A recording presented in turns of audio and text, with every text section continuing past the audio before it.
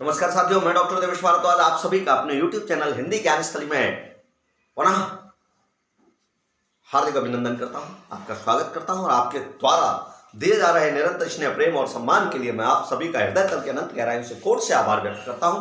प्यारे साथियों, जैसा कि हमारा टॉपिक चल रहा है, आपकी सेवा में सदैव तत्पर, आपका भाई, आपका मित्र, आपका गुरु, आपका साथी, मैं डॉक्टर देवेश भारद्वाज इस प्रकरण को फिर शुरू करता हूं वहीं से जहां से कल हमने छोड़ा था। आत्म परिचय में आगे हम बढ़ते हैं बेटा। इससे आगे हम बढ़ते हैं, पहला अगला जो हमारा पद्यांश है वो ये है कि मैं और जग और कहाँ का नाता, मैं और जग और कहाँ का नाता, मैं बना कितने जग रोज मिटाता, जग जिस पृथ्वी पर जोड़ा करता वैभव, मैं प्रतिपग से उस पृथ्वी को ठुकराता। सबसे पहला आता है कि मैं और जग और कहाँ का नाता, प्रस्तुत पंक्ति में कौन सा अलंकार है। तो अलंकार जानने के लिए पहले हम इसका अर्थ निकाल लेते हैं। कवि कहता है कि मैं और, पहला शब्द है मैं और, यानी मैं अलग, मैं और यानी मैं अलग, और तथा जग और, मैं और जग माने संसार, जगत के निवासी। ठीक है, कैसे हैं? और माने अलग। ठीक है, तो यहां देखिए, पहला और जिसका अर्थ है अलग, दूसरा और जिसका अर्थ है तथा, और तीसरा और जिसका अर्थ है अलग। यानी पहला और तीसरा तो समान है लेकिन दूसरे का अर्थ बिल्कुल अलग जा रहा है, भिन्न जा रहा है। तो जब एक ही शब्द के भिन्न भिन्न अर्थ होते हैं, एक ही शब्द के जब भिन्न भिन्न अर्थ होते हैं तो वहां पर यमक अलंकार होता है। जब काव्य में प्रयुक्त है ना, जब काव्य में किसी शब्द की पुनरावृत्ति हो और उसके अर्थ भिन्न भिन्न हो, अलग अलग हो, तो वहां पर यमक अलंकार होता है। तो यहाँ पे कौन सा अलंकार है?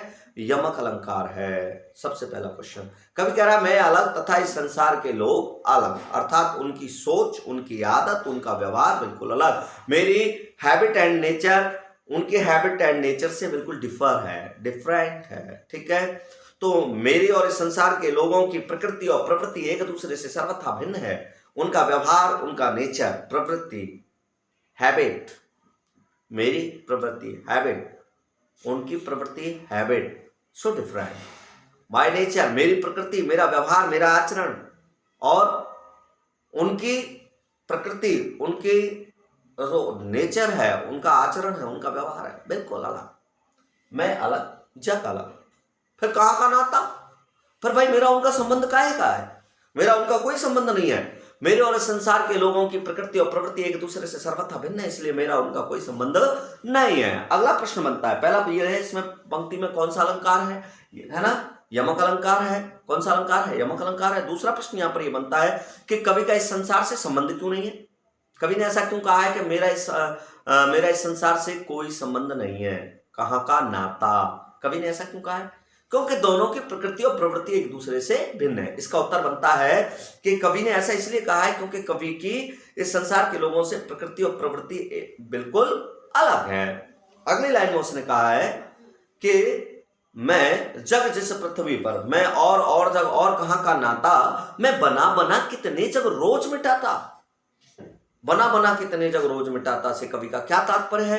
कि बना कितने जग रोज मिटाता से कवि का तात्पर्य यह है कि भाई बना कितने जग रोज मिटाता से कवि का तात्पर्य है वो कैसे बनाता और कैसे मिटा देता है। सबसे बड़ी बात यह है, कवि कह रहा है कि मैं अपनी कल्पना में नित्य सैकड़ों संसार बनाता हूं, निर्मित करता हूं। मैं कवि हूं, मैं कल्पना करता हूं कैसी? एक सुंदर सुखमय संसार की। मैं अपनी कल्पना में नित्य एक सुंदर सुखमय संसार का सृजन करता हूं और उसमें किसी भी प्रकार की त्रुटि या अभाव या कमी या अधूरापन नजर आने पर मैं उसे मिटा देता हूं, मैं उसे समाप्त कर देता हूं। ठीक है, मैं उसे क्या कर देता हूं? समाप्त कर, मिटा देता हूं और पुनः एक सुंदर सुखमय संसार के सृजन में, निर्माण में जुट जाता हूं। तो इस प्रक्रिया में नित्य ही क्या होता है? मैं हजारों बार संसार बनाता हूं और फिर उन्हें मिटाता हूं। तो इस प्रक्रिया में नित्य क्या होता है? मैं बना बना कितने जग रोज मिटाता। इसमें कवि क्या कह रहा है, इसमें कवि कह रहा है भाई अगला प्रश्न बनता है कि कवि बना बना कर संसार को रोज मिटाता क्यों है, क्यों मिटाता है? इसका उत्तर ये आता है, कवि कह रहा है कि मैं बना बना कितने जग रोज मिटाता। तो कवि कह रहा है इसमें भाई सीधी सीधी सी बात कह रहा है, क्यों मिटाता? उसका कारण यह है कि कवि अपनी कल्पना में नित्य ही एक सुंदर सुखमय संसार का सृजन करता है और उसमें किसी भी प्रकार की त्रुटि, किसी भी प्रकार का अधूरापन, किसी भी प्रकार का अभाव जब उसे नजर आता है तो वह उसे मिटाकर पुनः एक सुंदर सुखमय संसार के सृजन में लग जाता है। और इस प्रक्रिया में वह नित्य ही न जाने कितने संसार, उसके पास गिनती नहीं है, अनकाउंटेबल, उसे नहीं पता कितने संसार तो रोज बनाता है और कितनी बार उन्हें मिटा देता है। कैसे संसार? ऐसे संसार। कैसे संसार? ऐसे संसार। ये संसार कैसा है हम पहले बता चुके हैं, ये संसार अधूरा है, ये संसार अपूर्ण है। तो कवि अपनी कल्पना में नित्य ही न जाने कितनी बार एक सुंदर सुखमय संसार का सृजन करता है और उसमें किसी भी प्रकार का अपूर्णता दिखाई देने पर, अधूरापन दिखाई देने पर, अभाव दिखाई देने पर वह उसे मिटा देता है। तो इस संसार को क्यों बनाता और न जाने, है ना, कवि ने ऐसा क्यों कहा है कि मैं बना बना कितने जग रोज मिटाता?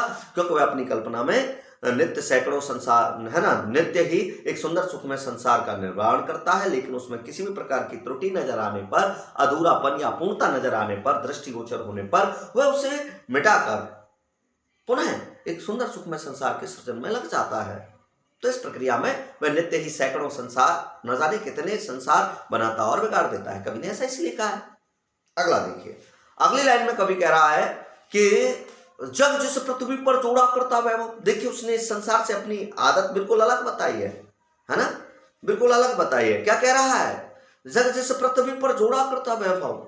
या वैभव से क्या तात्पर्य है? वैभव से तात्पर्य है सुख समृद्धि के भौतिक संसाधन। तो इस संसार के लोग, जब कौन? संसार के लोग। इस संसार के लोग जहां इस संसार में रहते हुए अपनी सुख समृद्धि के प्रतीक, परिचायक विभिन्न भौतिक संसाधनों का संचय करते रहते हैं। कभी कह रहा है संसार के लोगों की आदत क्या है? वो इस संसार में रहते हुए अपने जीवन काल में क्या करते हैं? सुख समृद्धि के प्रतीक या परिचायक विभिन्न भौतिक संसाधनों का संचय करते रहते हैं। लेकिन मैं क्या करता हूं? मैं प्रतिपग से उस पृथ्वी को ठुकराता। मैं प्रतिपग से, यानी हर बार, प्रतिक्षण, प्रतिपग से उस पृथ्वी को ही क्या कर देता हूं? ठुकरा देता हूं। क्या पृथ्वी को ठुकराना संभव है? नहीं है। तो मुख्य अर्थ के बाधते होय लक्षणारूढ़, जहां भी मुख्य अर्थ में बाधा उत्पन्न हो, है ना, अभिधेयार्थ को ग्रहण करना संभव नहीं हो और लक्ष्यार्थ ग्रहण किया जाए तो वहां पर रूढ़ा लक्षणा होते। यहाँ पे रूढ़ा लक्षणा शब्द शक्ति का प्रयोग किया गया बच्चों। तो मुख्य अर्थ के बाधते होय लक्षणारूढ़, यहाँ पे रूढ़ा लक्षणा शब्द शक्ति है। सीधी सीधी सी बात है कि कवि कह रहा है कि यहाँ पे भाई प्रतिपग से पृथ्वी को ठुकराता। जिस पृथ्वी पर, अब पृथ्वी पर लोग क्या करते हैं? अपने जीवन काल में सुख समृद्धि के भौतिक संसाधनों का संचय करते रहते हैं। लेकिन मैं ऐसा नहीं करता, मैं उस पृथ्वी को ही ठुकराता हूं। या उस पृथ्वी को तो ठुकराना संभव ही नहीं है प्यारे बच्चों। मुझे बताओ, क्या पृथ्वी को ठुकराने के लिए, पैरों से ठोकर मारने के लिए उसको नीचे उतारना पड़ेगा, पृथ्वी से समुद्र में जाना पड़ेगा? क्या वो मार सकता है? ऐसा संभव है? ठुकराता रहेगा? संभव है? नहीं हो सकता। यहां उस पृथ्वी को ठुकराने से कवि का तात्पर्य क्या है ना? पृथ्वी को ठुकराने से कवि का क्या आशय है? पृथ्वी को ठुकराने से कवि का आशय है उन सुख समृद्धि के प्रतीक या परिचायक विभिन्न भौतिक संसाधनों का बहिष्कार करना, तिरस्कार करना, परित्याग करना। ठीक है, तो कवि कहता है मैं ऐसे सुख समृद्धि के विभिन्न प्रतीक या परिचायक विभिन्न भौतिक संसाधनों का क्या करता हूं? बहिष्कार करता हूं, तिरस्कार करता हूं, उनका परित्याग करता रहता हूं। मुझे उनकी आवश्यकता नहीं है। ठीक है, अगला इसमें क्या कह रहा है? अगला पद्यांश देखें कि मैं रोया इसको तुम कहते हो गाना। नहीं, ये नहीं। मैं निज रोदन में राग लिए फिरता हूं, शीतल वाणी में आग लिए फिरता हूं। हो जिस पर भूपों के प्रासाद त्यों छावर, मैं खंडहर का वो भाग लिए फिरता हूं। कवि कह रहा है, देखिए सबसे पहले कि मैं निज रोदन में राग लिए फिरता हूं। सबसे पहले बेटा मैं आपको बता दूं कि इसमें विरोधाभास अलंकार है। क्या है? विरुद्धों का सामंजस्य देखने को मिल रहा है यहाँ पे। रोदन में राग, रोदन माने विलाप और राग माने प्रेम होता है, राग माने संगीत होता है। क्या विलाप में कोई संगीत छुपा हुआ है? कोई रो रहा हो और आप कहें कि नहीं साहब बहुत सुंदर संगीत, बहुत अच्छा संगीत चल रहा है, बहुत सुंदर राग छेड़ा है इसने, तो राग मल्हार, राग भैरव, राग थाट है, क्या उसका रोने में भी राग छुपा हुआ है क्या? नहीं छुपा हुआ ना, रोने में संगीत नहीं छुपा हुआ, राग नहीं छुपा हुआ कोई। तो कभी राग माने प्रेम भी होता है, हाँ प्रेम छुपा हुआ। तो देखने में विरोध का आभास हो रहा है, लेकिन वास्तव में यहाँ विरोध नहीं है। अगली वाणी में कह रहा शीतल वाणी में आग। अब जो शीतल है वो आग कैसे हो सकता है, और अगर वाणी में आग है तो वो शीतल कैसे हो सकती है? संभव ही नहीं है।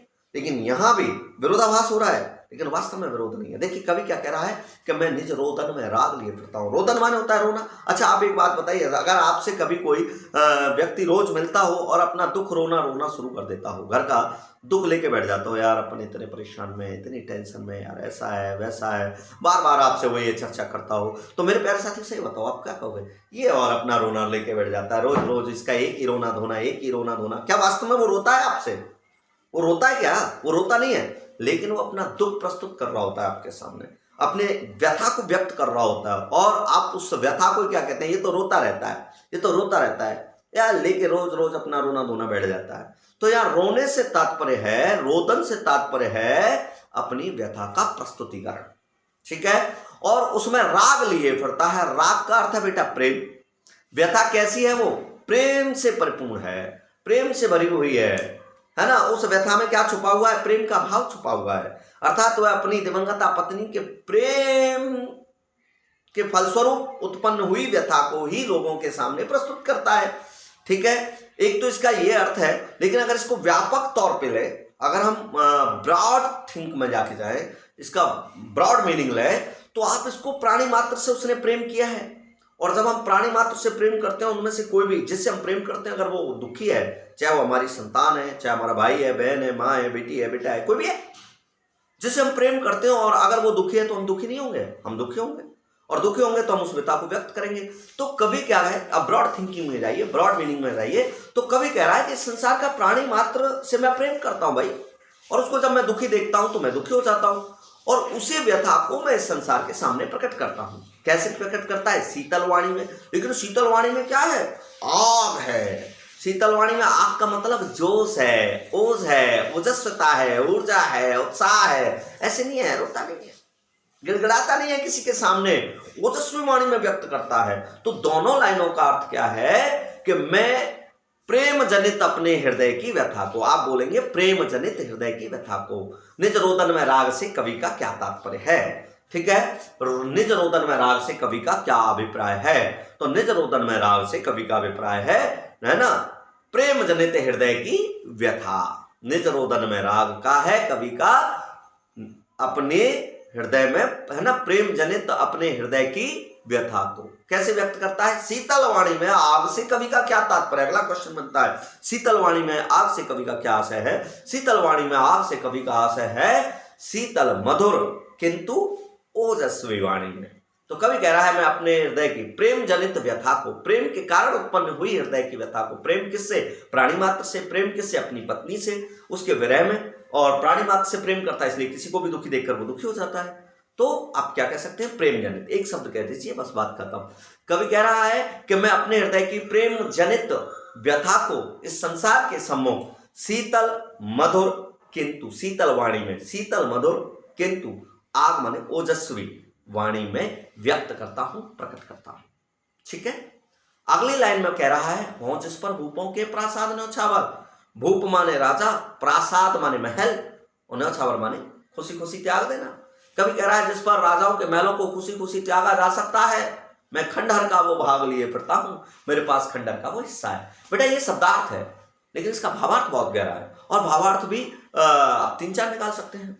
कवि कह रहा है कि जिस पर राजाओं के राजप्रासादों को, महलों को भी खुशी खुशी त्यागा जा सकता है, मेरे पास खंडहर का वो हिस्सा है, मेरे पास खंडहर का वो हिस्सा है जिस पर राजाओं के राज महलों को भी खुशी खुशी त्यागा जा सकता है। लेकिन इसका भावार्थ कुछ और है। कवि इसका भावार्थ बता रहा है कि मेरे पास प्रियतमा की स्मृतियों का वह खंडहर, खंडहर क्या है? स्मृति अवशेष। मेरे पास प्रियतमा की स्मृति अवशेष, मेरी दिवंगता पत्नी, प्रियतमा पत्नी जो है, मेरी दिवंगता प्रियतमा पत्नी के वो स्मृति अवशेष हैं जिस पर मैं इस संसार के समस्त सौंदर्य को खुशी खुशी त्याग सकता हूँ। महल क्या है, देखने में सुंदर लगते हैं, खंडर कैसे होते हैं, स्मृतियों का अवशेष, यहाँ कल कुछ था आज कुछ है नहीं, क्या है क्या नहीं था, है ना। तेरे दर्द से दिल आबाद रहा, कुछ भूल गया कुछ याद रहा। तो कुछ भूल जाते हैं कुछ याद रह जाता है, तो उस स्मृति अवशेष की बात हो रही है।